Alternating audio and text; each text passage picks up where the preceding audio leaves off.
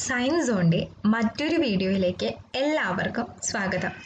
ഞാൻ ഇന്ന് വന്നിരിക്കുന്നത് കെമിസ്ട്രി റിലേറ്റഡ് ആയിട്ടുള്ള ഒരു ടോപ്പിക് ഡിസ്കസ് ചെയ്യുന്നതിന് വേണ്ടിയിട്ടാണ്. ടോപ്പിക്കിൻ്റെ പേര് പീരിയോഡിക് ടേബിൾ. പീരിയോഡിക് ടേബിളിൻ്റെ ആദ്യത്തെ പാർട്ട് വീഡിയോ ആണിത്. ഇതിന് തുടർച്ചയായിട്ടുള്ള വീഡിയോസ് അടുത്ത പാർട്ടായിട്ട് വരുന്നതായിരിക്കും.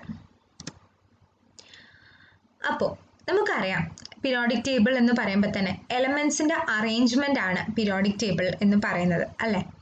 അപ്പോൾ നമ്മുടെ യൂണിവേഴ്സിൽ ഒരുപാട് എലമെൻറ്റ്സ് ഉണ്ടെന്ന് കണ്ടുപിടിച്ചിട്ടുണ്ട് സയൻറ്റിസ്റ്റുകൾ. ഒരു universe consist of different types of elements, അല്ലേ? അപ്പോൾ ആ എലമെൻസിനെ കുറിച്ച് ഒരുപാട് കണ്ടുപിടുത്തങ്ങൾ പല സയൻറ്റിസ്റ്റുകളും നടത്തിയിട്ടുണ്ട്. അപ്പോൾ അതിനെക്കുറിച്ചെല്ലാം ഡീറ്റെയിൽ ആയിട്ട് നോക്കുന്ന ഒരു വീഡിയോ ആണ് ഇത്. എലമെൻസിൻ്റെ അറേഞ്ച്മെൻറ്റും എലമെൻറ്റ്സ് ഇപ്പോൾ അറേഞ്ച് ചെയ്തിരിക്കുന്ന ഇപ്പോഴത്തെ നമ്മുടെ മോഡേൺ പീരിയോഡിക് ടേബിളിൻ്റെ രൂപവും എല്ലാം നമുക്ക് നോക്കാം. ഏകദേശം 120ഓളം എലമെൻറ്റ്സ് ഡിസ്കവർ ചെയ്തിട്ടുണ്ട്. അതിൽ 90ഓളം എലമെൻറ്റ്സ് നാച്ചുറൽ ആണ്, അതായത് പ്രകൃതിദത്തമയാണ്. പ്രകൃതിയിലായിട്ട് നമുക്ക് കാണാൻ പറ്റിയിട്ടുള്ള എലമെൻറ്റ്സ് ആണ് 90ഓളം എലമെൻറ്റ്സ്. ബാക്കിയുള്ളതെല്ലാം ആർട്ടിഫിഷ്യൽ ആണ്. ആർട്ടിഫിഷ്യൽ എന്ന് പറഞ്ഞാൽ നമുക്കറിയാം, അല്ലെ? മാൻമെയ്ഡ് ആയിട്ട്, നാച്ചുറൽ ആയിട്ട് അല്ലാത്തതിനെയാണ് നമ്മൾ ആർട്ടിഫിഷ്യൽ എന്ന് പറയുന്നത്. അപ്പോൾ ഏകദേശം 120ഓളം എലമെൻറ്റ്സ് ആണ് കണ്ടുപിടിച്ചിട്ടുള്ളത്. അതിൽ 90 എലമെൻറ്റ്സ് എന്ന് പറയുന്നത് നാച്ചുറൽ ആണ്, ബാക്കിയുള്ളവ ആർട്ടിഫിഷ്യൽ ആണ്. അപ്പോൾ നമുക്ക് നിങ്ങളുടെ മനസ്സിൽ പീരിയോഡിക് ടേബിൾ എന്ന് പറയുമ്പോൾ തന്നെ വരുന്നൊരു ചിത്രമുണ്ട്. ആ ഒരു മോഡേൺ പീരിയോഡിക് ടേബിളിൻ്റെ ആ ഒരു രൂപം ഉണ്ടാക്കിയെടുത്ത സയൻറ്റിസ്റ്റാണ് ഹെൻറി മോസ്ലി. നമ്മൾ വളരെയധികം ഓർത്തിരിക്കേണ്ടതായിട്ടുള്ള ഒരു പേരാണിത്. നമ്മൾ ഇന്ന് കാണുന്ന മോഡേൺ പീരിയോഡിക് ടേബിൾ ഫൗണ്ട് ചെയ്ത സയൻറ്റിസ്റ്റാണ് ഹെൻറി മോസ്ലി എന്നുള്ളത്. നമ്മളിന്ന് നോക്കാൻ പോകുന്നത് ചരിത്രത്തിലേക്കാണ്. എങ്ങനെയൊക്കെയാണ് ഈ എലമെൻറ്റ്സ് കണ്ടുപിടിച്ചത്, എന്തൊക്കെ വഴിയിലൂടെയാണ് ഈ എലമെൻറ്റ്സ് അറേഞ്ച് ചെയ്യപ്പെട്ടത് എന്നുള്ള കാര്യങ്ങളാണ് നമ്മൾ നോക്കാൻ പോകുന്നത്. ആദ്യം തന്നെ ഈ ഒരു രൂപത്തിലായിരുന്നോ എലമെൻറ്റ്സ് അറേഞ്ച് ചെയ്തത്, അല്ല വേറെ ഏതെങ്കിലും എലമെൻറ്റ്സ് നമ്മൾ ഇതിനു മുന്നേ കണ്ടുപിടിച്ചിട്ടുണ്ടോ, വേറെ ഏതെങ്കിലും രീതിയിൽ അറേഞ്ച് ചെയ്തിട്ടുണ്ടോ, എങ്ങനെയൊക്കെയാണ് അറേഞ്ച് ചെയ്തിട്ടുള്ളത്, എത്ര സയൻറ്റിസ്റ്റുകളാണ് ഇതിന് കോൺട്രിബ്യൂട്ട് ചെയ്തിട്ടുള്ളത് എന്നുള്ള കാര്യങ്ങളെല്ലാം നമുക്ക് നോക്കാൻ പോവാണ്. അപ്പോൾ നമുക്ക് നോക്കാം. ആദ്യത്തെ സയൻറ്റിസ്റ്റ് എന്ന് പറയുന്നത് ആന്റോയിൻ ലവോയ്സിയർ ആണ്. ലവോയ്സിയർ എന്ന് പറയുന്ന ഈ സയൻറ്റിസ്റ്റ് ആണ് ആദ്യമായിട്ട് എലമെൻസിനെ ക്ലാസിഫൈ ചെയ്തത്. 1789 അദ്ദേഹം എലമെൻസിനെ ക്ലാസിഫൈ ചെയ്തത്. അദ്ദേഹം നടത്തിയ ക്ലാസിഫിക്കേഷൻ എന്ന് പറയുന്നത് എലമെൻസിനെ മെറ്റൽസ് ആൻഡ് നോൺ മെറ്റൽസ് ആയിട്ട് ക്ലാസിഫൈ ചെയ്തു. ഏകദേശം 30ഓളം എലമെൻസിനെയാണ് അദ്ദേഹം അങ്ങനെ മെറ്റൽസ് ആൻഡ് നോൺ മെറ്റൽസ് ആയിട്ട് ക്ലാസിഫൈ ചെയ്തത്. എന്നാൽ അതിന് ലിമിറ്റേഷൻ ഉണ്ടായിരുന്നു. നമുക്കറിയാം, എല്ലാ കണ്ടുപിടുത്തങ്ങൾക്കും ഒരു ലിമിറ്റേഷൻ ഉണ്ടെങ്കിൽ പിന്നെയും അത് കണ്ടുപിടിക്കപ്പെടും, അല്ലെ? അതിനെ കുറച്ചുകൂടെ മെച്ചപ്പെടുത്തി അടുത്തൊരു കണ്ടുപിടുത്തം വരും, അല്ലെങ്കിൽ അടുത്തൊരു ക്ലാസിഫിക്കേഷൻ ഇതുപോലെ തന്നെ എലമെൻസിന്റെ കാര്യത്തിലും വന്നു. പക്ഷേ ഈ ലവോയ്സിയറിന്റെ ഈ എലമെൻസിന്റെ ക്ലാസിഫിക്കേഷനിൽ എന്തായിരുന്നു ലിമിറ്റേഷൻ? അദ്ദേഹം എലമെൻസിനെ മെറ്റൽസ് ആൻഡ് നോൺ മെറ്റൽസ് ആയിട്ട് ക്ലാസിഫൈ ചെയ്തു. പക്ഷേ അദ്ദേഹത്തിന് മെറ്റലോയിഡ്സിനെ ക്ലാസിഫൈ ചെയ്യാനായിട്ട് സാധിച്ചില്ല. അപ്പം നിങ്ങൾക്ക് അറിയാവുന്നതാണ് എന്താണ് മെറ്റൽസ്, എന്താണ് നോൺ മെറ്റൽസ്. അതിൻ്റെയൊക്കെ ഉദാഹരണങ്ങളൊന്നും നിങ്ങൾക്കറിയാം. പക്ഷെ മെറ്റലോയിഡ് എന്ന് പറയുന്നത് എന്താണ്? മെറ്റൽസിൻ്റെയും നോൺ മെറ്റൽസിൻ്റെയും രണ്ടിൻ്റെയും പ്രോപ്പർട്ടി കാണിക്കുന്നവയാണ് നമ്മൾ മെറ്റലോയിഡ്സ് എന്ന് പറയുന്നത്. അപ്പം മെറ്റലോയിഡ്സിന് ഒരു ക്ലാസിഫിക്കേഷൻ കൊടുക്കാനായിട്ട് ലവോയ്സിയറിന് സാധിച്ചില്ല. അതായിരുന്നു അദ്ദേഹം നടത്തിയ ആ ഒരു ഇൻവെൻഷനിൽ അല്ലെങ്കിൽ ആ ഒരു ക്ലാസിഫിക്കേഷനിൽ വന്ന ലിമിറ്റേഷൻ എന്ന് പറയുന്നത്. അപ്പോൾ അതിനുശേഷം രണ്ടാമതായിട്ട് വന്ന സയൻറ്റിസ്റ്റ് ആണ് ഡോബർണിയർ. ഡോബർണിയർ നടത്തിയ എന്തായിരുന്നു കണ്ടുപിടുത്തം, അല്ലെങ്കിൽ എങ്ങനെയാണ് എലമെൻസിനെ ക്ലാസിഫൈ ചെയ്തതെന്ന് നോക്കാം. അദ്ദേഹം സെയിം ആയിട്ട് പ്രോപ്പർട്ടീസ് വരുന്ന എലമെൻസിനെ ഒരു ചെറിയ ഗ്രൂപ്പായിട്ട് കൺസിഡർ ചെയ്തു. ആ ഗ്രൂപ്പിന് അദ്ദേഹം നൽകിയ പേരാണ് ട്രയാഡ്സ്. എന്താണ് ട്രയാഡ്സ്? ട്രയാങ്കിൾ രൂപത്തിൽ എലമെൻസിനെ അറേഞ്ച് ചെയ്ത് കഴിഞ്ഞാൽ അതിൽ രണ്ടാമത് വരുന്ന എലമെന്റിന്റെ അറ്റോമിക് മാസ് എന്ന് പറയുന്നത് ആദ്യത്തെയും മൂന്നാമത്തെയും എലമെന്റിന്റെ അറ്റോമിക് മാസിന്റെ അരിത്മെറ്റിക് മീനിനോട് തുല്യമായിരിക്കും എന്ന് കണ്ടുപിടിക്കുന്നതാണ് ഡോബർണിയർ നടത്തിയ ക്ലാസിഫിക്കേഷന് അടിസ്ഥാനം. ആ ഒരു അടിസ്ഥാനത്തിന്റെ പേരാണ് ട്രയാഡ്സ് എന്നുള്ളത്. അപ്പൊ ട്രയാഡ് എന്ന പേര് കേൾക്കുമ്പോൾ തന്നെ നിങ്ങൾക്കറിയാം, ഒരു ട്രയാങ്കിൾ എന്നൊരു വാക്കുമായിട്ട് ഇതിന് ബന്ധമുണ്ട്, അല്ലെ? അതെന്തുകൊണ്ട് അങ്ങനെ വന്നതെന്നുള്ളത് നമുക്ക് അടുത്ത സ്ലൈഡിൽ നോക്കാം. അതിനു മുന്നേ എന്താണ് ട്രയാഡ്സ് ഒന്നുകൂടെ പറയാം. നമ്മൾ 3 എലമെന്റ്സിനെയാണ് ഇതിൽ അറേഞ്ച് ചെയ്തിരിക്കുന്നത്. മൂന്ന് എലമെന്റ്സ് ആയിട്ടാണ് അദ്ദേഹം ഇതിൽ എലമെന്റ്സിനെ അറേഞ്ച് ചെയ്യുന്നത്.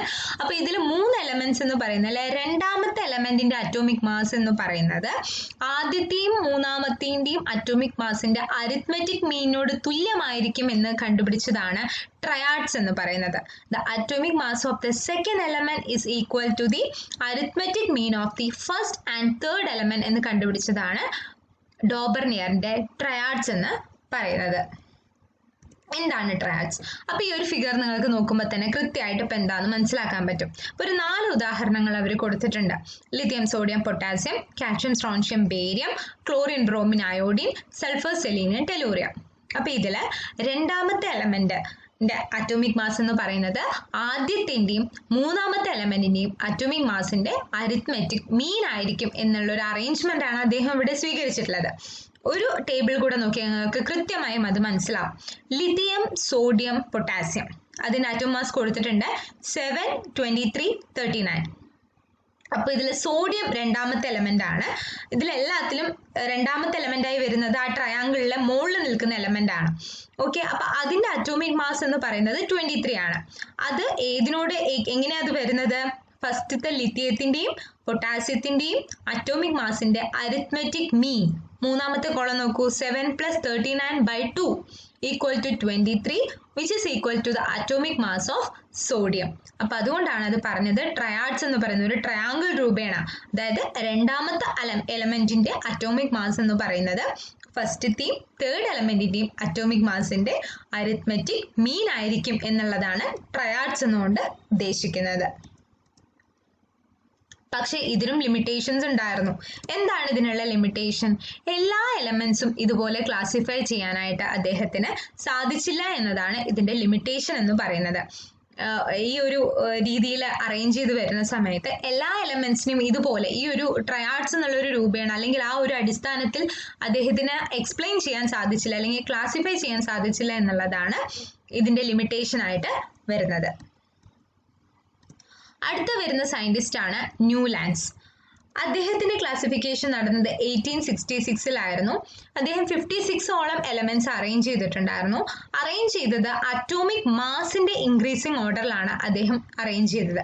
അപ്പൊ അങ്ങനെ അറേഞ്ച് ചെയ്ത് വന്നപ്പോൾ അദ്ദേഹം കണ്ടുപിടിച്ചത് എന്താന്ന് വെച്ചാൽ ഇങ്ങനെ അറ്റോമിക് മാസിന്റെ ഓർഡർ ഇൻക്രീസിങ് ഓർഡറിൽ ഇങ്ങനെ അറേഞ്ച് ചെയ്യുമ്പോൾ ഫസ്റ്റത്തെ എലമെന്റിന്റെ പ്രോപ്പർട്ടീസും എട്ടാമത് വരുന്ന എലമെന്റിന്റെ പ്രോപ്പർട്ടീസും സെയിം ആയിട്ട് വരുന്നതായിട്ട് അദ്ദേഹം കണ്ടുപിടിക്കുകയുണ്ടായി. അത് അദ്ദേഹം കമ്പയർ ചെയ്തത് നമ്മുടെ 7 നോട്ട്സ് ഓഫ് മ്യൂസിക്കിനെ ബേസ് ചെയ്താണ്. എന്താണ് ഈ 7 നോട്ട്സ് ഓഫ് മ്യൂസിക്? സ, രി, ഗ, മ, പ, ദ, നി, സ അല്ലെ? ആ എട്ടാമത് വീണ്ടും അവിടെ സ റിപ്പീറ്റ് ചെയ്തു. അതേപോലെ തന്നെ ആദ്യത്തെ എലമെന്റിന്റെ അതേ പ്രോപ്പർട്ടീസ് തന്നെ എട്ടാമത്തെ എലമെന്റിന്റെ പ്രോപ്പർട്ടീസ് ആയി വരുന്നു. അതിനെയാണ് അദ്ദേഹം ലോ ഓഫ് ഒക്ടേവ്സ് എന്നുള്ള പേരിൽ വിളിച്ചത്. ഈ ഒക്ട് എന്ന് പറഞ്ഞാൽ എന്താണ്? 8. എട്ടാമത്തെ എലമെന്റിന്റെ പ്രോപ്പർട്ടീസ് ഫസ്റ്റ് എലമെന്റിന്റെ പ്രോപ്പർട്ടി ആയിട്ട് സിമിലർ ആയിട്ട് വരുന്നതായിട്ട് അദ്ദേഹം കണ്ടുപിടിച്ചു. ഇതാണ് ലോ ഓഫ് ഒക്ടേവ്സ് എന്ന് പറഞ്ഞിട്ടുള്ളത്. അപ്പൊ സയന്റിസ്റ്റിന്റെ പേരും അവർ നടത്തിയ കണ്ടുപിടുത്തത്തിന്റെ പേരും ഓർത്തിരുന്നു കഴിഞ്ഞാൽ നമുക്ക് ഈ ഒരു ഭാഗത്ത് എന്ത് ക്വസ്റ്റ്യൻ വന്നാലും ആൻസർ ചെയ്യാനായിട്ട് പറ്റും. അതുകൊണ്ടാണ് ഞാൻ ആ ലോ ഓഫ് ഒക്ടേവ്സ് എന്നുള്ളത് ഹൈലൈറ്റ് ചെയ്ത് കാണിച്ചിരിക്കുന്നത്. അപ്പൊ ഡോബർണിയറിന്റെ ട്രയാഡ്സ് ആയിരുന്നു, ന്യൂലാൻഡ്സിന്റെ ലോ ഓഫ് ഒക്ടേവ്സ് ആണ്, ലവോയ്സിയറിന്റെ അദ്ദേഹം മെറ്റൽസ് ആൻഡ് നോൺ മെറ്റൽസ് ആയിട്ട് ക്ലാസിഫൈ ചെയ്യാണ് ചെയ്തിരിക്കുന്നത്. അപ്പൊ ഇതിൽ നമ്മൾ ചിലപ്പോൾ മിക്കവാറും ഈ ഒരു ഭാഗത്ത് നിന്ന് മാച്ച് ദ ഫോളോയിങ് ആയിട്ടോ അല്ലെങ്കിൽ വൺ വേർഡ് ആയിട്ടൊക്കെ ആയിരിക്കും ക്വസ്റ്റ്യൻസ് വരാം. അപ്പൊ ഈ ടേമുകൾ ഓരോ സയന്റിസ്റ്റും കണ്ടുപിടിച്ചിട്ടുള്ള കാര്യങ്ങൾ അതിന്റെ ടേമുകൾ മനസ്സിൽ വിചാരിച്ചാൽ തന്നെ അല്ലെങ്കിൽ ഓർത്ത് വെച്ചാൽ തന്നെ നിങ്ങൾക്ക് ഈസി ആയിട്ട് ഈ ഒരു ഭാഗം ആൻസർ ചെയ്ത് പോകാനായിട്ട് പറ്റുന്നതാണ്. ന്യൂലാൻഡ്സ് ലോ ഓഫ് ഒക്ടേവ്സ് ഇതിൽ അറേഞ്ച് ചെയ്തിരിക്കുന്നത് 7 എലമെന്റ്സ് കഴിഞ്ഞ് എട്ടാമത്തെ എലമെന്റ്സിന് സെയിം പ്രോപ്പർട്ടി ആദ്യത്തെ എലമെന്റുമായി വരുന്നു എന്നുള്ള രീതിയിലാണ്. അതിപ്പോൾ നമുക്ക് ആ ഫ്ലൂറിന്റെ എക്സാമ്പിൾ നോക്കാം. Fluorine, sodium, magnesium, aluminium, silicon, phosphorus, sulphur കഴിഞ്ഞിട്ട് വരുന്ന ക്ലോറിന് ആ ഒരു ലൈനിലെ എട്ടാമത്തെ എലമെന്റിന് ഫ്ലൂറിൻ കഴിഞ്ഞ് വരുന്ന എട്ടാമത്തെ എലമെന്റ് ആണ് അല്ലെ? അപ്പോൾ അതേ ഫ്ലൂറിന്റെ അതേ പ്രോപ്പർട്ടീസ് ആയിട്ട് വരുന്നതായിട്ട് കാണാൻ പറ്റുന്നു എന്നുള്ളതാണ് ഈ ഒരു ന്യൂലാൻഡ്സ് ലോ ഓഫ് ഒക്ടേവ്സ് എന്ന് പറയുന്നത്. 1 മുതൽ 7 വരെ അറേഞ്ച് ചെയ്തിട്ട് എട്ടാമത് വരുന്ന എലമെന്റിന് ആദ്യത്തെ എലമെന്റിന്റെ അതേ പ്രോപ്പർട്ടീസ് കാണിക്കുന്നു എന്ന് കണ്ടുപിടിച്ച ഒരു വ്യക്തിയാണ് ന്യൂലാൻഡ്സ്. ഇതിനും ലിമിറ്റേഷൻസ് ഉണ്ടായിരുന്നു. ഹയർ നമ്മൾ പറഞ്ഞു ഇവർ അറേഞ്ച് ചെയ്തിരിക്കുന്നത് അറ്റോമിക് മാസിന്റെ ഇൻക്രീസിങ് ഓർഡറിലാണ് അല്ലെ. പക്ഷെ ഒരുപാട് വലിയ വലിയ അറ്റോമിക് മാസിലേക്ക് എത്തുമ്പോൾ ഈ ഒരു റൂൾ ഒബേ ചെയ്യുന്നതായിട്ട് കാണുന്നില്ല എന്നുള്ള ഒരു ലിമിറ്റേഷൻ അദ്ദേഹത്തിന്റെ ക്ലാസിഫിക്കേഷനിൽ വന്നിട്ടുണ്ടായിരുന്നു. ചെറിയ അറ്റോമിക് മാസസിലെല്ലാം ഇത് ഓക്കെയാണ്. പക്ഷെ ഹയർ ആയിട്ടുള്ള അറ്റോമിക് മാസസിലോട്ട് പോകും തോറും ഈ ഒരു റൂൾ ഒബേ ചെയ്ത് വരുന്നില്ല എന്നുള്ളത് ഇവർക്ക് മനസ്സിലാക്കാനായിട്ട് സാധിച്ചു. അടുത്ത് വരുന്ന സയന്റിസ്റ്റ് മെൻഡലീവ് ആണ്. മെൻഡലീവും ഇനി അടുത്ത് വരുന്ന സയന്റിസ്റ്റും ഇത് കഴിഞ്ഞ് വരുന്ന 5ാമത്തെ സയന്റിസ്റ്റും ഹെൻറി മോസ്ലി. ഇവർ രണ്ടുപേരുടെയാണ് കൂടുതൽ ഡീറ്റെയിൽ ആയിട്ട് നമുക്ക് പഠിക്കാനുള്ളത്. അതിൽ ആദ്യം മെൻഡലീവ് ആണ്. മെൻഡലീവ് എന്ന് പറയുന്ന ഈ സയന്റിസ്റ്റ് ആണ് ആദ്യമായിട്ട് ഒരു ടേബിൾ ക്രിയേറ്റ് ചെയ്തത്. എലമെന്റ്സിനെ ക്ലാസിഫൈ ചെയ്യുന്നതിന് വേണ്ടി ഒരു ടേബിൾ ക്രിയേറ്റ് ചെയ്ത സയന്റിസ്റ്റ് ആണ് മെൻഡലീവ്. അതുകൊണ്ട് തന്നെ അദ്ദേഹത്തിനെ ഫാദർ ഓഫ് പീരിയോഡിക് ടേബിൾ എന്ന് നമ്മൾ പറയുന്നു. അപ്പൊ നമ്മുടെ സ്ലൈഡിന്റെ തുടക്കത്തില് father of modern periodic table എന്ന് പറയുന്നത് ഹെൻറി മോസ്ലി ആണ്. അദ്ദേഹമാണ് അത് ഫൗണ്ട് ചെയ്തത്. പക്ഷെ പീരിയോഡിക് ടേബിളിന്റെ ഫാദർ എന്ന് പറയുന്നത്, ആദ്യമായിട്ട് ഒരു ടേബിൾ ക്രിയേറ്റ് ചെയ്തത് നമ്മുടെ സയന്റിസ്റ്റ് മെൻഡലീവ് ആണ്. മാറിപ്പോകരുത്. അടുത്ത വരുന്നത് 63 എലമെന്റ്സോളം അദ്ദേഹം ക്ലാസിഫൈ ചെയ്തിട്ടുണ്ടായിരുന്നു. അദ്ദേഹവും അറ്റോമിക് മാസിന്റെ ഇൻക്രീസിങ് ഓർഡറിലാണ് അത് അറേഞ്ച് ചെയ്തിട്ടുള്ളത്. അറ്റോമിക് മാസിന്റെ ഇൻക്രീസിങ് ഓർഡറിലാണ് അറേഞ്ച് ചെയ്തിട്ടുള്ളത് എന്നുള്ളത് ഞാൻ ഹൈലൈറ്റ് ചെയ്ത് കൊടുത്തിരിക്കുന്നതിന് കാരണം അടുത്ത വരുന്ന സയന്റിസ്റ്റ് കുറച്ച് വ്യത്യസ്തമായ വേറൊരു ടേമാണ് നമ്മൾ അവിടെ ഉപയോഗിക്കുക. അറ്റോമിക് നമ്പർ എന്നുള്ളൊരു ടേമാണ് നമ്മൾ അവിടെ ഉപയോഗിക്കുക. അതുകൊണ്ടാണ് ഞാൻ പറഞ്ഞത് മെൻഡലീവിന്റെ കാര്യത്തിൽ അറ്റോമിക് മാസ് എന്നുള്ളത് മനസ്സിൽ നല്ലോണം തറഞ്ഞിരിക്കേണ്ടതാണ്. മെൻഡലീവ് അറ്റോമിക് മാസിന്റെ ഇൻക്രീസിങ് ഓർഡറിലാണ് അത് അറേഞ്ച് ചെയ്തിരിക്കുന്നത്. അപ്പൊ ഇങ്ങനെ അറേഞ്ച് ചെയ്യുന്ന സമയത്ത് അവർ കണ്ടുപിടിച്ചത് ഒരു അറ്റോമിക് മാസിന് ഇൻക്രീസിങ് ഓർഡറിൽ എലമെന്റ്സ് അറേഞ്ച് ചെയ്യുമ്പോൾ ഒരു പെർട്ടിക്കുലർ ഇന്റർവെല്ലിൽ കഴിയുമ്പോൾ സെയിം പ്രോപ്പർട്ടീസ് നമുക്ക് റിപ്പീറ്റ് ചെയ്ത് വരുന്നതായിട്ട് കാണാൻ പറ്റും. അപ്പൊ എലമെന്റ്സിന് കെമിക്കൽ പ്രോപ്പർട്ടീസും ഉണ്ടാവും, ഫിസിക്കൽ പ്രോപ്പർട്ടീസും ഉണ്ടാവും ഇല്ലേ. അപ്പൊ അത് ഇങ്ങനെ ഈ അറ്റോമിക് മാസിന് ഇൻക്രീസിങ് ഓർഡറിൽ ഇങ്ങനെ എലമെന്റ്സ് അറേഞ്ച് ചെയ്ത് പോവാണ്. ആ ഒരു അറേഞ്ച് ചെയ്ത് പോകുമ്പോൾ ഒരു റെഗുലർ ഇന്റർവെല്ലിൽ കഴിയുമ്പോൾ ഈ പ്രോപ്പർട്ടീസിൽ ഒരു റിപ്പീറ്റേഷൻ വരുന്നതായിട്ട് അല്ലെങ്കിൽ സെയിം പ്രോപ്പർട്ടീസ് റിപ്പീറ്റഡ് ആയി വരുന്നതായിട്ട് അദ്ദേഹം കണ്ടുപിടിക്കുകയുണ്ടായി. അതിന്റെ ബേസിസിൽ അദ്ദേഹം ഒരു ലോ ഉണ്ടാക്കി. അതാണ് മെൻഡലീവ്സ് പീരിയോഡിക് ലോ. വളരെ ഇമ്പോർട്ടൻ്റ് ആയി പഠിച്ചിരിക്കേണ്ട ആദ്യത്തെ ലോ ആണിത്, മെൻഡലീവ്സ് പീരിയോഡിക് ലോ. അതിൽ പറയുന്നത് physical and chemical properties of elements are the periodic function of their atomic masses. Atomic mass increasing order arrange ചെയ്ത് പോയപ്പോഴാണ് ഒരു പെർട്ടിക്കുലർ ഇന്റർവെല്ലിൽ കഴിയുമ്പോൾ ആ പ്രോപ്പർട്ടീസ് റിപ്പീറ്റ് ചെയ്ത് വരുന്നതായിട്ട് കണ്ടത് അല്ലെ. അപ്പോൾ ഒരു എലമെന്റിന്റെ കെമിക്കൽ ആൻഡ് ഫിസിക്കൽ പ്രോപ്പർട്ടീസ് എന്ന് പറയുന്നത് എന്തിന്റെ പീരിയോഡിക് ഫംഗ്ഷൻ ആണ്? അറ്റോമിക് മാസസിന്റെ പീരിയോഡിക് ഫംഗ്ഷൻ ആണ്. ആ അറ്റോമിക് മാസസ് എന്നുള്ളത് മെൻഡലീവ് പീരിയോഡിക് ലോനെ ബേസ് ചെയ്തിട്ടുള്ളതാണ്. അതുകൊണ്ടാണ് ഞാൻ ആ ടേം ഹൈലൈറ്റ് ചെയ്ത് കാണിച്ചിരിക്കുന്നത്. പഠിച്ചിരിക്കേണ്ടതായിട്ടുള്ള ഒരു ലോ ആണ്, വളരെ ഇമ്പോർട്ടൻ്റ് ആയി പരീക്ഷകൾക്കെല്ലാം ചോദിക്കാവുന്ന ഒരു ലോ ആണ് മെൻഡലീവ്സ് പീരിയോഡിക് ലോ. വളരെ ഇമ്പോർട്ടൻ്റ് ആയിട്ട് മാർക്ക് ചെയ്ത് വെച്ച് പഠിക്കേണ്ടതായിട്ടുള്ള ഒരു ഭാഗമാണ് അത്. ഇനി ഇതിന് കുറെ അഡ്വാൻറ്റേജസ് ഉണ്ട്. മെൻഡലീവ് പീരിയോഡിക് ടേബിളിന് അഡ്വാൻറ്റേജസ് ആൻഡ് ഡിസഡ്വാൻറ്റേജസ് നമുക്ക് പഠിക്കാനുണ്ട്. അതിൽ ആദ്യം അഡ്വാൻറ്റേജസ് എന്തൊക്കെയാണെന്നുള്ളത് നോക്കാം. നമ്മൾ പറഞ്ഞ പോലെ തന്നെ അദ്ദേഹം അറേഞ്ച് ചെയ്ത് വന്നപ്പോൾ സിമിലർ ആയിട്ടുള്ള പ്രോപ്പർട്ടീസ് ഉള്ള എലമെന്റ്സിനെ എല്ലാത്തിനെയും തന്നെ ഒരു ഗ്രൂപ്പിലാക്കി മാറ്റി. അതുകൊണ്ട് തന്നെ നമുക്ക് പെട്ടെന്ന് പഠിക്കാനായിട്ട് എലമെന്റ്സിനെ നോക്കാനായിട്ട് വളരെയധികം എളുപ്പമായി. സിമിലർ പ്രോപ്പർട്ടീസ് ഉള്ള എലമെന്റ്സ് എല്ലാം ഒരു ഗ്രൂപ്പിൽ തന്നെ ഉൾപ്പെട്ടിട്ടാണ് അദ്ദേഹം അറേഞ്ച് ചെയ്തത്. രണ്ടാമത് വരുന്നത് നമ്മൾ ഈ അറ്റോമിക് മാസിന്റെ ഇൻക്രീസിങ് ഓർഡറിൽ അറേഞ്ച് ചെയ്തപ്പോൾ കുറച്ച് അറേഞ്ച്മെന്റ് കഴിഞ്ഞപ്പോൾ ഇത് സ്ട്രിക്റ്റ് ആയിട്ട് ഫോളോ ചെയ്യുന്നില്ല. അപ്പൊ ചില എലമെന്റ്സിനെ വെച്ച് നോക്കുമ്പോൾ അവരുടെ അറ്റോമിക് മാസം വെച്ച് നോക്കുമ്പോൾ ചില എന്തൊക്കെയോ ഒരു ഡിഫറൻസ് അവിടെ ഫീൽ ചെയ്ത് തുടങ്ങി. അപ്പൊ അങ്ങനെ വരുന്ന സമയത്ത് അറ്റോമിക് മാസസിലെ കറക്ഷൻ ഉണ്ടായി. ഓക്കെ, റോങ്ലി ഡിറ്റർമൈൻഡ് ആയിട്ടുള്ള അറ്റോമിക് മാസസിനെ കറക്റ്റ് ചെയ്യാനായിട്ട് സാധിച്ചു. ഓക്കെ, അങ്ങനെ നമ്മൾ കറക്റ്റ് ചെയ്തതിന് ഒരു എക്സാമ്പിൾ ആണ് ബെർലിയം എന്ന് പറയുന്നത്. അതിന് ഓൾറെഡി ഉണ്ടായിരുന്നു കൺസിഡർ ചെയ്ത അറ്റോമിക് മാസ് 14 ആയിരുന്നു. പക്ഷെ നമ്മൾ ഈ ഒരു അറേഞ്ച്മെന്റ് ഈ ഒരു രീതിയിൽ അറേഞ്ച് ചെയ്ത് വരുന്ന സമയത്ത് ആ ബെർലിയത്തിന് അറ്റോമിക് മാസിന് ഒരു കറക്ഷൻ സംഭവിച്ചു. ആ ഒരു കറക്ഷൻ ആ ഒരു റോങ് ആണെന്നുള്ളൊരു തോന്നൽ വന്നു. അപ്പൊ അങ്ങനെ ബെർലിയത്തിന് ഒരു അറ്റോമിക് മാസ് കറക്ഷൻ അവിടെ ഉണ്ടായി. 14 എന്നുള്ള അറ്റോമിക് മാസ് അത് 9 ആയിട്ട് മാറാണ് ചെയ്തത്. അടുത്തത് ഒരുപാട് എലമെന്റ്സ് അദ്ദേഹത്തിന്റെ ടേബിളിൽ ഉൾപ്പെടുത്തി. പക്ഷെ എന്നാലും കുറെ എലമെന്റ്സ് അപ്പോഴും കണ്ടുപിടിക്കാത്തതായിട്ടുള്ള എലമെന്റ്സ് അല്ലെങ്കിൽ ഫ്യൂച്ചറിൽ എലമെന്റ്സ് കണ്ടുപിടിക്കും എന്ന് അദ്ദേഹത്തിന് അറിയാവുന്നത് കൊണ്ട്, അല്ലെങ്കിൽ ഫ്യൂച്ചറായിട്ട് ഇനി പുതിയ എലമെന്റ്സ് കണ്ടുപിടിക്കുമ്പോൾ ഉൾപ്പെടുത്താനായിട്ട് അദ്ദേഹത്തിന്റെ ടേബിളിൽ വേക്കന്റ് ആയിട്ടുള്ള സ്പേസസ് ഒഴിവാക്കി, വേക്കന്റ് ആയിട്ടുള്ള സ്പേസസ് പ്രൊവൈഡ് ചെയ്തിരുന്നു. അപ്പോൾ സ്പേസ് കൊടുത്തു വെച്ചിരുന്നു എലമെന്റ്സിന്, പുതിയതായിട്ട് എലമെന്റ്സ് കണ്ടുപിടിക്കുമ്പോൾ നമുക്ക് അത് ഉൾപ്പെടുത്താനായിട്ട്. അത് വലിയൊരു നല്ലൊരു അഡ്വാൻറ്റേജ് ആയിട്ടാണ് മെന്റലീവിന്റെ പീരിയോഡിക് ടേബിളിൽ കണക്കാക്കുന്നത്. പക്ഷെ അതേസമയം ഇതൊക്കെ ചെയ്തുവെങ്കിലും ഒരുപാട് ഡിസഡ്വാൻറ്റേജസും ഉണ്ടായിട്ടുണ്ട്. സിമിലർ പ്രോപ്പർട്ടീസ് ഉള്ള എലമെന്റ്സ് ഒരേ ഗ്രൂപ്പിൽ വന്നുവെങ്കിലും ചില ഗ്രൂപ്പുകളിൽ ഒരുപാട് ഡിഫറൻസ് പ്രോപ്പർട്ടീസിലുള്ള എലമെന്റ്സും ഒരേ ഗ്രൂപ്പിൽ വരുന്നതായിട്ട് കാണാൻ പറ്റിയിരുന്നു. അതിനൊരു എക്സാമ്പിൾ പറയുകയാണെങ്കിൽ ഈ കോപ്പർ, സിൽവർ പോലെയുള്ള ഹാർഡ് ആയിട്ടുള്ള മെറ്റൽസ് ആണ് കോപ്പർ, സിൽവർ എന്ന് പറയുന്നത്. അവര് സോഫ്റ്റ് ആയിട്ടുള്ള മെറ്റൽസ് ലൈക്ക് സോഡിയം, പൊട്ടാസ്യം പോലെയുള്ള മെറ്റൽസിന്റെ ഒപ്പം ആഡ് ചെയ്യപ്പെട്ടതായിട്ട് അല്ലെങ്കിൽ ആ ഗ്രൂപ്പിൽ ഉൾപ്പെട്ടതായിട്ട് കാണാൻ സാധിച്ചു. ഹാർഡ് മെറ്റൽസ് സോഫ്റ്റ് മെറ്റൽസിന്റെ ഗ്രൂപ്പിൽ ഉൾപ്പെട്ടതായിട്ട് കാണാൻ സാധിച്ചു. അത് ലാർജ് ഡിഫറൻസ് ഇൻ പ്രോപ്പർട്ടീസ് അല്ലേ, ഒന്ന് ഹാർഡ് മെറ്റലും ആണ്, ഒന്ന് സോഫ്റ്റ് മെറ്റലും ആണ്. അത് രണ്ട് പ്രോപ്പർട്ടീസിലെ എക്സ്ട്രീം ഡിഫറെന്റ് ആണ്. അപ്പൊ അത് ഒരേ ഗ്രൂപ്പിൽ പെട്ടിരിക്കുന്നത് കാണാനായിട്ട് സാധിച്ചു. രണ്ടാമത്തേത് എന്ന് പറയുന്നത് ഹൈഡ്രജന് പ്രത്യേകിച്ച് ഒരു പൊസിഷൻ ഉണ്ടായിരുന്നില്ല. ഹൈഡ്രജൻ എന്ന് പറഞ്ഞാൽ നിങ്ങൾക്ക് അറിയാവുന്നതാണ്, അതൊരു നോൺ മെറ്റൽ ആണ് അല്ലെ. പക്ഷെ അത് ഉൾപ്പെട്ടിരുന്നത് മെറ്റൽസിന്റെ ഒപ്പമാണ് അതിനെ പ്ലേസ് ചെയ്തിട്ടുണ്ടായിരുന്നത്. ലിത്തിയം, സോഡിയം, പൊട്ടാസ്യം പോലുള്ള മെറ്റൽസിന്റെ ഒപ്പമാണ് അത് പ്ലേസ് ചെയ്യപ്പെട്ടിട്ടുണ്ടായിരുന്നത്. ഇനി മൂന്നാമത്തെ ഡിസഡ്വാൻറ്റേജ് എന്ന് പറയുന്നത് അറ്റോമിക് മാസിന് ഇൻക്രീസിംഗ് ഓർഡർ ആണ് അവിടെ ഉദ്ദേശിച്ചത്. അതിന്റെ ബേസിലാണ് എലമെന്റ്സ് അറേഞ്ച് ചെയ്യുന്നത് എന്നാണ് പറയുന്നത്. പക്ഷെ എന്നാലും സ്ട്രിക്റ്റ് ആയിട്ട് ആ ഒരു ലോ ഫോളോ ചെയ്യാനായിട്ട് അദ്ദേഹത്തിന് സാധിച്ചിട്ടുണ്ടായിരുന്നില്ല. കറക്റ്റായിട്ട് അറ്റോമിക് മാസ് ഇൻക്രീസ് ചെയ്ത് വരുന്ന പോലെ തന്നെ അറേഞ്ച് ചെയ്ത് പോവാന്നുള്ളത് കറക്റ്റായിട്ട് സ്ട്രിക്റ്റ് ആയി ഫോളോ ചെയ്യാനായിട്ട് കഴിഞ്ഞില്ല എന്നുള്ളതും ഇതിന്റെ ഒരു ഡിസഡ്വാൻറ്റേജ് ആണ്. അപ്പൊ അഡ്വാൻറ്റേജസ് ഉണ്ടായിരുന്നുവെങ്കിലും മെന്റലീവിന്റെ പീരിയോഡിക് ടേബിളിനും ഒരുപാട് ഡിസഡ്വാൻറ്റേജസ് ഉണ്ടായിരുന്നു. എന്നാൽ അഡ്വാൻറ്റേജസ് എന്ന് പറയുന്നത് സിമിലർ പ്രോപ്പർട്ടീസ് ഉള്ള എലമെന്റ്സ് ഒരേ ഗ്രൂപ്പിലായിരുന്നു, റോങ്ലി ഡിറ്റർമൈൻഡ് ആയിട്ടുള്ള അറ്റോമിക് മാസസ് കറക്റ്റ് ചെയ്യപ്പെട്ടു, അതുപോലെ തന്നെ സ്പേസസ് പ്രൊവൈഡ് ചെയ്തിരുന്നു.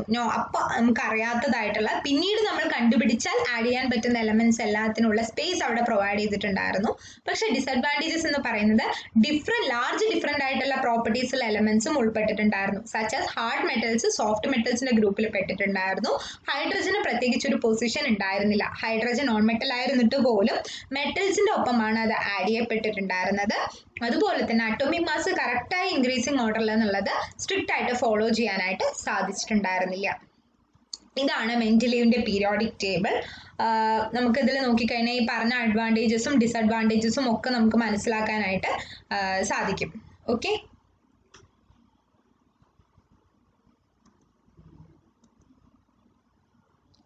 അടുത്ത ലാസ്റ്റ് സയന്റിസ്റ്റ് ആണ് ഹെൻറി മോസ്ലി. ഹെൻറി മോസ്ലി പേര് നമ്മൾ ആദ്യത്തെ സ്ലൈഡിൽ പഠിച്ചു. നമ്മുടെ ഇന്നത്തെ മോഡേൺ പീരിയോഡിക് ടേബിളിന്റെ ഫൗണ്ടർ ആണ് ഇദ്ദേഹം, ഹെൻറി മോസ്ലി എന്ന് പറയുന്നത്. 1869 ഇദ്ദേഹത്തിന്റെ ക്ലാസിഫിക്കേഷൻസ് എല്ലാം ചെയ്തിരിക്കുന്നത്. എക്സ്റേ ഡിഫ്രാക്ഷൻ എക്സ്പെരിമെന്റ്സിലൂടെ സീരിയൽ നമ്പേഴ്സ്, ഓരോ എലമെന്റിനും സീരിയൽ നമ്പേഴ്സ് ഇദ്ദേഹം കൊടുക്കുകയുണ്ടായി. ആ സീരിയൽ നമ്പേഴ്സിനെ പറയുന്ന പേരാണ് അറ്റോമിക് നമ്പർ എന്നുള്ളത്. ആ അറ്റോമിക് നമ്പർ ഹൈലൈറ്റ് ചെയ്തിരിക്കുന്നത് ഹെൻറി മോസ്ലിയുമായി ബന്ധപ്പെട്ട ടേമാണ് അറ്റോമിക് നമ്പർ. കാരണം അദ്ദേഹം എലമെന്റ്സിനെ ക്ലാസിഫൈ ചെയ്തത് എല്ലാം അറ്റോമിക് നമ്പറിനെ ബേസ് ചെയ്തിട്ടാണ്. വെറാസ് മെന്റലീവ് എലമെന്റ്സിനെ എല്ലാം ക്ലാസിഫൈ ചെയ്തത് അറ്റോമിക് മാസസിനെ ബേസ് ചെയ്തിട്ടാണ്. അതുകൊണ്ടാണ് ഞാൻ ഇവിടെ മെന്റലീവിന്റെ കാര്യത്തിൽ അറ്റോമിക് മാസ് എന്നുള്ളത് ഹൈലൈറ്റ് ചെയ്ത് ഓർത്ത് വെക്കാൻ പറഞ്ഞത്. അതേപോലെ തന്നെ ഹെൻറി മോസ്ലിയുടെ കാര്യത്തിൽ അറ്റോമിക് നമ്പർ ആണ് ഹൈലൈറ്റ് ചെയ്ത് നമ്മൾ ഓർത്ത് വെക്കേണ്ടതായിട്ടുള്ളത്. അപ്പൊ ഇവിടെ പറഞ്ഞ പോലെ തന്നെ എലമെന്റ്സ് അറേഞ്ച് ചെയ്തിരിക്കുന്നത് അറ്റോമിക് നമ്പറിന്റെ ഇൻക്രീസിംഗ് ഓർഡറിലാണ്, അറ്റോമിക് മാസിന്റെ അല്ല. അപ്പോൾ ചിലപ്പോൾ മാച്ച് ദ ഫോളോയിങ്ങിൽ ഒരു സൈഡിൽ അറ്റോമിക് മാസും അറ്റോമിക് നമ്പറും ഉണ്ടാവും, മറ്റൊരു സൈഡിൽ മെന്റലീവും ഹെൻറി മോസ്ലിയും ഉണ്ടാവും. അപ്പോൾ കറക്റ്റ് ആയിട്ട് നമുക്കത് ഓർമ്മയുണ്ടെങ്കിൽ മാത്രമേ അത് മാച്ച് ചെയ്യാനായിട്ട് പറ്റുള്ളൂ. അറ്റോമിക് മാസ് എന്ന് പറയുന്നത് മെന്റലീവുമായിട്ട് റിലേറ്റഡ് ആണ്, അറ്റോമിക് നമ്പർ എന്ന് പറയുന്നത് ഹെൻറി മോസ്ലി ആയിട്ട് റിലേറ്റഡ് ആണ്. അപ്പൊ മെന്റലീവിന്റെ പീരിയോഡിക് ലോ പോലെ തന്നെ മോസ്ലിയുടെ പീരിയോഡിക് ലോയും ഉണ്ട്. സെയിം വാക്കുകൾ തന്നെയാണ് ഇവിടെ ഉള്ളത്, ലാസ്റ്റ് ഒരു ടേം ഒഴിച്ച്. The chemical and physical properties of elements R periodic functions of there atomic numbers ആണ്, അറ്റോമിക് മാസസ് അല്ല, അറ്റോമിക് നമ്പേഴ്സ്. അതായത് ഈ ഒരു അറ്റോമിക് നമ്പറിന്റെ ഇൻക്രീസിംഗ് ഓർഡറിൽ അറേഞ്ച് ചെയ്യുന്ന സമയത്ത് കെമിക്കൽ ആൻഡ് ഫിസിക്കൽ പ്രോപ്പർട്ടീസ് ഇതേപോലെ തന്നെ റിപ്പീറ്റഡ് ആയിട്ട് റെഗുലർ ഇന്റർവെൽസിൽ റിപ്പീറ്റഡ് ആയിട്ട് വരുന്നതായിട്ട് കാണാൻ സാധിച്ചു. സോ എലമെന്റ്സിന്റെ ഫിസിക്കൽ ആൻഡ് കെമിക്കൽ പ്രോപ്പർട്ടീസ് എന്ന് പറയുന്നത് അറ്റോമിക് നമ്പറിന്റെ പീരിയോഡിക് ഫംഗ്ഷൻ ആണ് എന്ന് കണ്ടുപിടിച്ച വ്യക്തിയാണ് ഹെൻറി മോസ്ലി. ഇതാണ് നമ്മുടെ ഇന്നത്തെ നമ്മൾ പഠിക്കുന്ന അല്ലെങ്കിൽ നമ്മൾ കണക്കാക്കുന്ന ഇന്നത്തെ നമ്മുടെ മോഡേൺ പീരിയോഡിക് ടേബിൾ എന്ന് പറയുന്നത്. പീരിയോഡിക് ടേബിൾ ഓഫ് എലമെന്റ്സ് ഇതാണ് നമ്മൾ മെയിനായിട്ട്. ഇപ്പം നമുക്ക് ഈ ചിത്രം കാണുമ്പോൾ തന്നെ അറിയാം, നമ്മുടെ പീരിയോഡിക് ടേബിൾ എന്ന് പറയുമ്പോൾ നമ്മുടെ മനസ്സിൽ വരുന്ന ചിത്രമുള്ള ആ ഒരു ടേബിളാണിത്. ഇത് ഹെൻറി മോസ്ലി ആണ് ഇതിന്റെ ഫൗണ്ടറായിട്ട് കണക്കാക്കപ്പെടുന്നത്. ഇനി കുറച്ച് ടേംസ്, ഒരു 2 ടേംസ് നമുക്ക് ഈ ഒരു പീരിയോഡിക് ടേബിളുമായി ബന്ധപ്പെട്ട് പഠിക്കാനുള്ളത് ഗ്രൂപ്പ്സും പീരീഡ്സും ആണ്. ഗ്രൂപ്പ്സ് എന്ന് പറയുന്നത് വെർട്ടിക്കൽ ആയിട്ടുള്ള കോളംസ്, അതിനെയാണ് നമ്മൾ ഗ്രൂപ്പ്സ് എന്ന് പറയുന്നത്. മുകളിൽ നിന്ന് താഴോട്ട് എന്നുള്ള വെർട്ടിക്കൽ കോളംസ് ആണ് ഗ്രൂപ്പ്സ് എന്ന് പറയുന്നത്. അപ്പൊ അങ്ങനെ നമ്മൾ ഈ ഒരു പീരിയോഡിക് ടേബിളിൽ, നമ്മുടെ മോഡേൺ പീരിയോഡിക് ടേബിൾ നമ്മൾ എണ്ണുന്ന സമയത്ത് 18ഓളം ഗ്രൂപ്പ്സ് ആണ് ഉള്ളത്. ആ ഒരു നമ്പർ മറക്കരുത്, 18 ഗ്രൂപ്പ്സ് ആണ് ഉള്ളത്. പീരീഡ്സ് എന്ന് പറയുന്നത് ഹൊറിസോണ്ടൽ റോസ് ആണ്. റോ എന്ന് പറയുമ്പോൾ ലെഫ്റ്റ് ടു റൈറ്റ് വരുന്നതാണ്. അങ്ങനെ നോക്കുമ്പോൾ 7 പീരീഡ് ആണ് വരുന്നത്. അപ്പൊ 18 ഗ്രൂപ്പും 7 പീരീഡും ആണ് നമ്മുടെ ഇന്നത്തെ മോഡേൺ പീരിയോഡിക് ടേബിളിൽ ഉള്ളത്. അത് ഓർത്ത് വെക്കേണ്ടതായിട്ടുള്ള ഒരു ടേംസ് ആണ്. വെർട്ടിക്കൽ കോളംസ് ആണ് ഗ്രൂപ്പ്സ്, ഹൊറിസോണ്ടൽ റോസ് ആണ് പീരിയഡ്സ്. അപ്പൊ 18 ഗ്രൂപ്പും 7 പീരീഡും ആണ് ഉള്ളത്. അപ്പോൾ ഇന്ന് പഠിച്ചതിലെ മെയിൻ കീ പോയിന്റ്സ് എല്ലാം ഉൾപ്പെടുത്തിയിട്ടുള്ളതാണ്. മെറ്റൽസ് ആൻഡ് നോൺ മെറ്റൽസ് ആയി ക്ലാസിഫൈ ചെയ്തത് ലവോയ്സിയർ ആണ്. ഡോബർണിയറിന്റെ ട്രയാഡ്സ് ആണ്. ലോ ഓഫ് ഒക്ടേവ്സ് ന്യൂലാൻഡ്സ് ആണ്. പീരിയോഡിക് ടേബിളിന്റെ ഫാദർ എന്ന് പറയുന്നത് മെൻഡലീവ് ആണ്. Father of modern periodic table എന്ന് പറയുന്നത് ഹെൻറി മോസ്ലി ആണ്. അപ്പൊ ഈ ഒരു ടേംസ് അറ്റ്ലീസ്റ്റ് ഈ ഒരു സ്ലൈഡിലത്തെ ഈ ഒരു ടേംസ് എങ്കിലും നന്നായി മനസ്സിലേക്ക് എടുക്കാൻ ശ്രമിക്കാം. ഈ ഒരു ടേംസുമായി ബന്ധപ്പെട്ട് ചിലപ്പോൾ 1 word, match the following, fill in the blanks പോലെയുള്ള ചെറിയ ചെറിയ ക്വസ്റ്റ്യൻസ് ഒക്കെ വരാൻ സാധ്യതയുണ്ട്.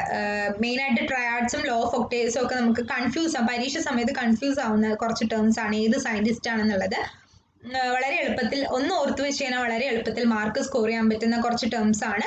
ആലോചിച്ച് വെക്കാം.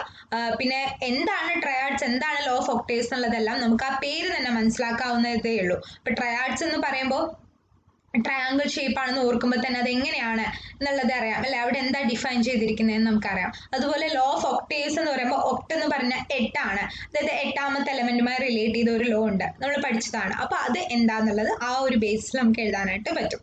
അപ്പോൾ നമുക്ക് ഈ ഒരു ഇത്രയും പീരിയോഡിക് ടേബിളിനെ കുറിച്ച് മനസ്സിലായതിൽ നിന്ന് നമ്മൾ പഠിച്ചത് എന്തൊക്കെയാന്ന് ചോദിച്ചാൽ, പല സയന്റിസ്റ്റുകളും പല ക്ലാസിഫിക്കേഷനും നടത്തിയെങ്കിലും പല ലിമിറ്റേഷൻസും ഓരോ ക്ലാസിഫിക്കേഷനും ഉണ്ടായിരുന്നു. അപ്പൊ എന്തൊക്കെയാണ് സയന്റിസ്റ്റുകൾ നടത്തിയ ക്ലാസിഫിക്കേഷൻസ്, എന്തൊക്കെയാണ് അവരുടെ ലിമിറ്റേഷൻ ഒന്ന് അറിഞ്ഞു വെച്ചു കഴിഞ്ഞാൽ ഈ ഒരു ഭാഗത്തു നിന്നുള്ള മാർക്ക് നമുക്ക് ഈസി ആയിട്ട് സ്കോർ ചെയ്യാനായിട്ട് സാധിക്കും. അപ്പോൾ ഇന്നത്തെ വീഡിയോയിൽ നമ്മൾ പീരിയോഡിക് ടേബിളിന്റെ ചെറിയൊരു ഭാഗം, ഹിസ്റ്ററിയുടെ ഭാഗമാണ് ചെറുതായിട്ടൊന്ന് നോക്കിയത്. അപ്പൊ ഇന്നത്തെ വീഡിയോ, ഈ ഒരു ടോപ്പിക് എല്ലാവർക്കും മനസ്സിലായി എന്ന് വിചാരിക്കുന്നു.